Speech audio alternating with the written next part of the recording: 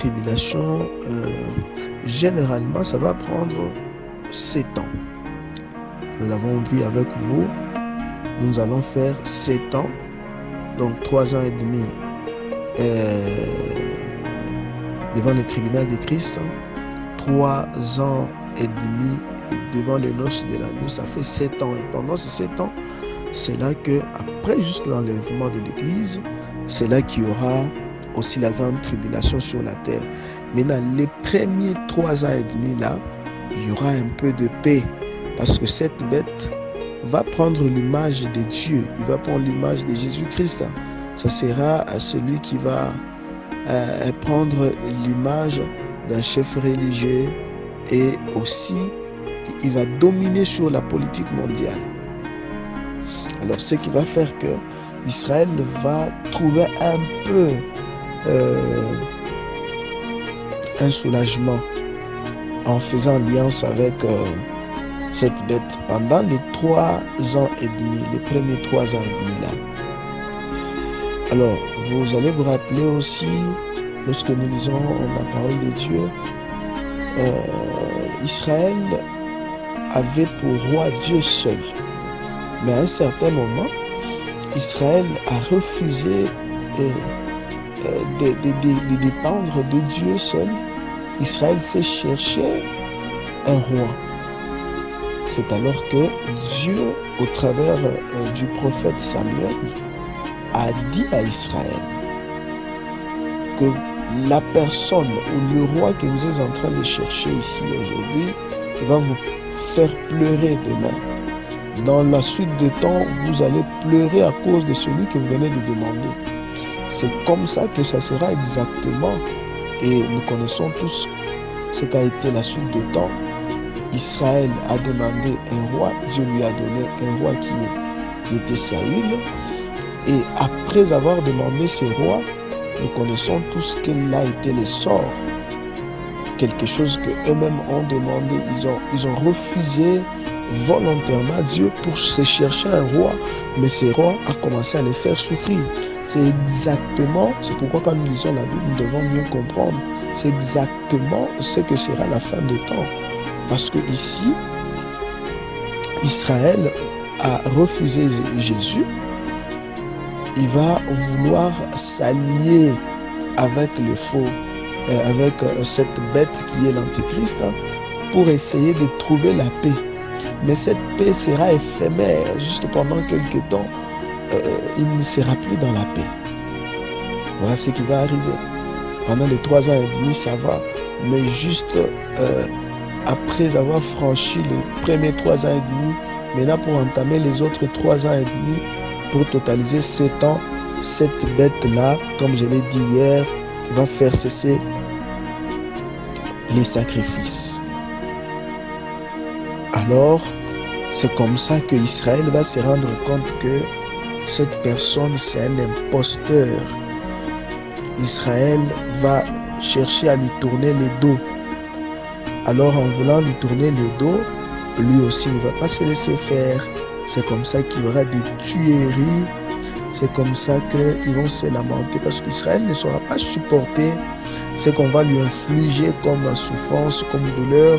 Et aussi, c'est pendant cette même période que cet antéchrist va leur obliger, imposer la marque de 666. C'est pendant cette période.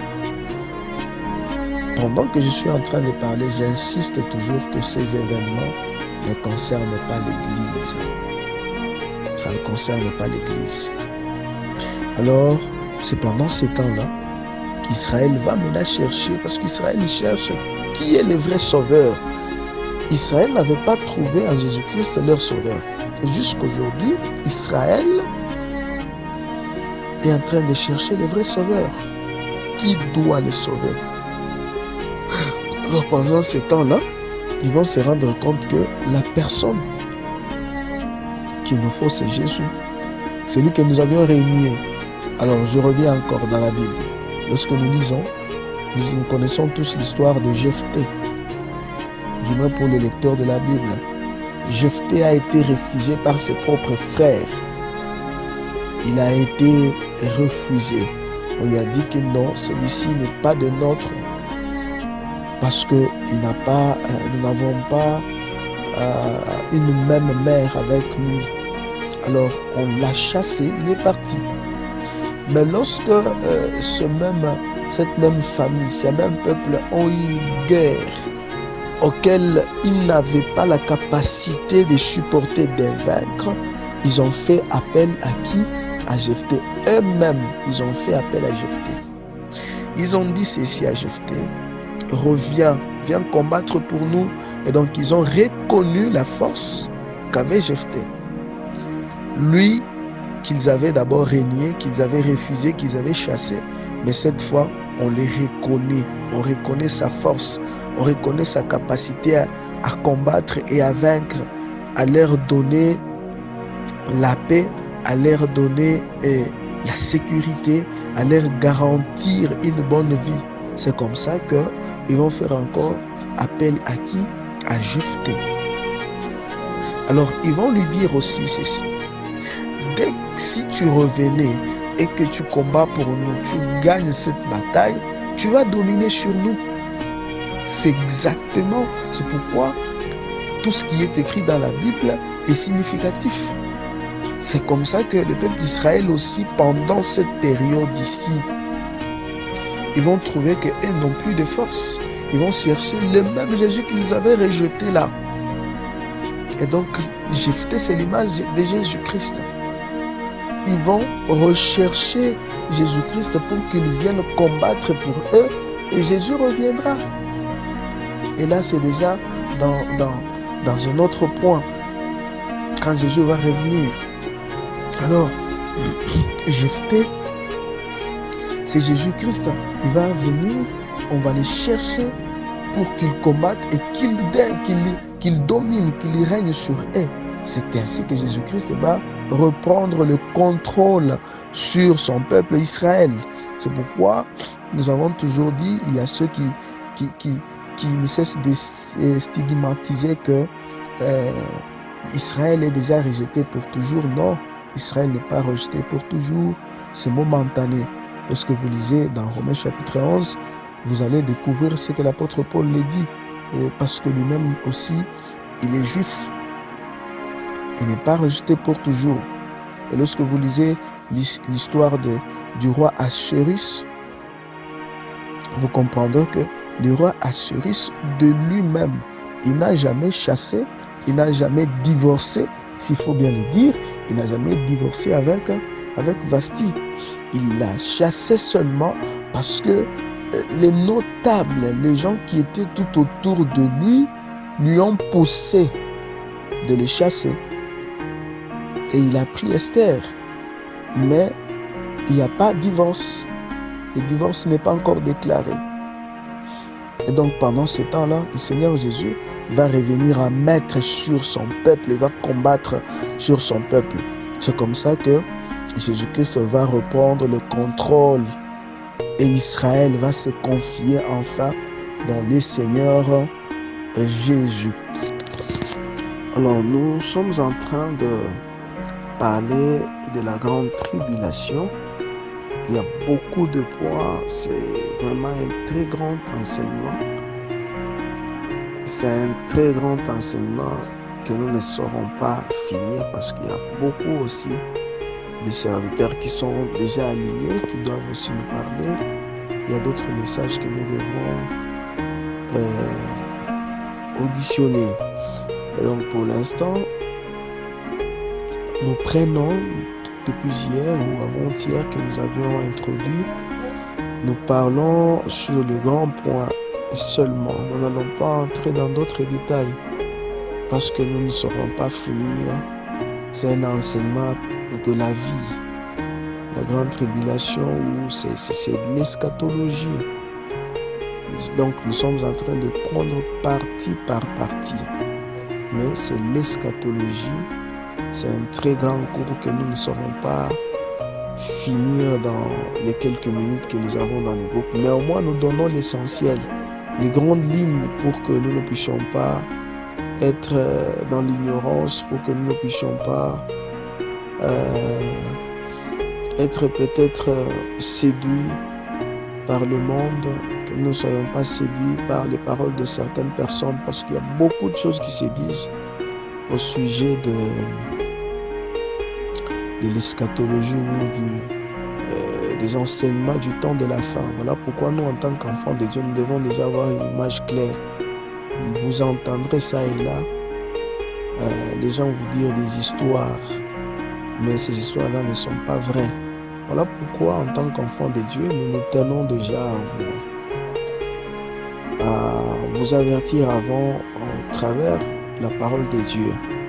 Nous ne vous disons pas ce que nous avons ramassé quelque part, mais nous vous disons depuis hier ou depuis que nous avons commencé, nous vous disons ce que nous prenons dans la Bible et nous vous donnons des versets bibliques à l'appui. Et donc hier, nous avions dit que la grande tribulation, c'est cette courte période qui sera une période de terribles souffrances où les gens vont commencer à s'entretuer, où la colère de Dieu va devoir se déchaîner sur l'humanité tout entière, sur Israël principalement, parce que Israël a refusé de croire en Jésus-Christ, de respecter le Seigneur Jésus-Christ. C'est ainsi que il va en avoir pour son compte.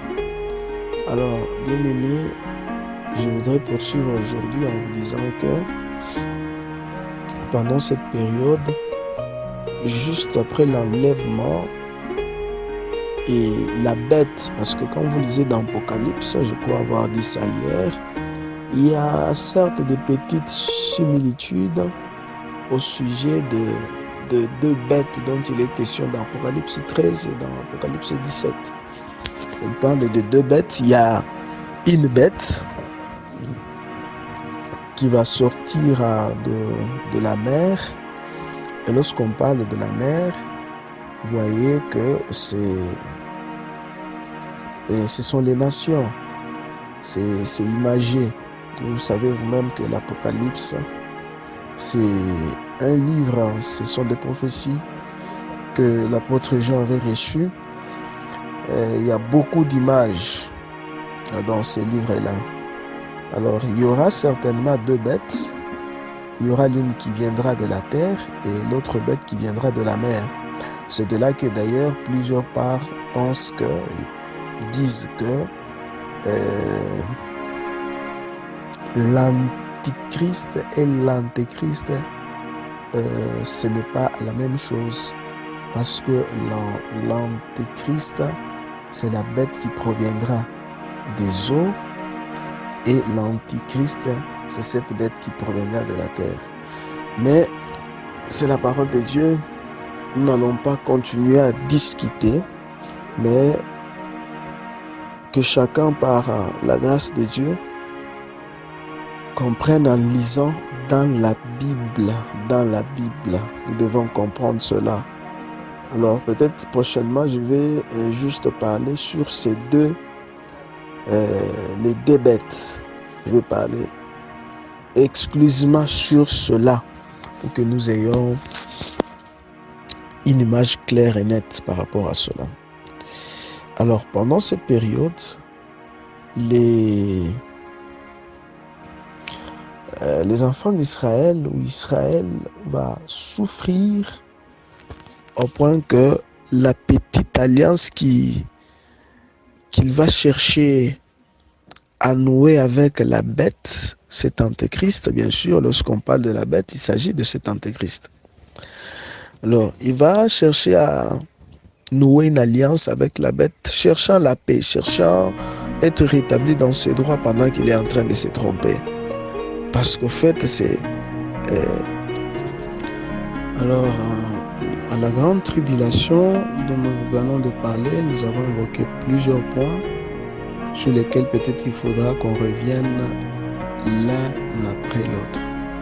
Il y a beaucoup de choses à dire là-dessus, mais ce que nous devons retenir en gros, c'est que c'est une période de très grande souffrance qui ne concerne pas l'Église. Ça, c'est ça l'essentiel.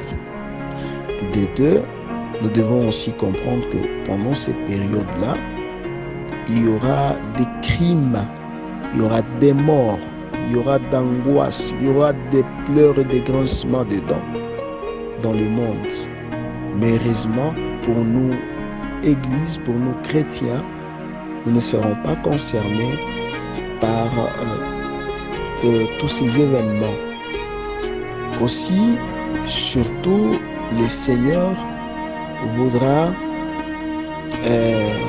faire comprendre à Israël que celui dont il attendait, et Israël finira par se tourner vers Jésus comme nous venons de le voir avec vous, avec cette illustration de Jephthé.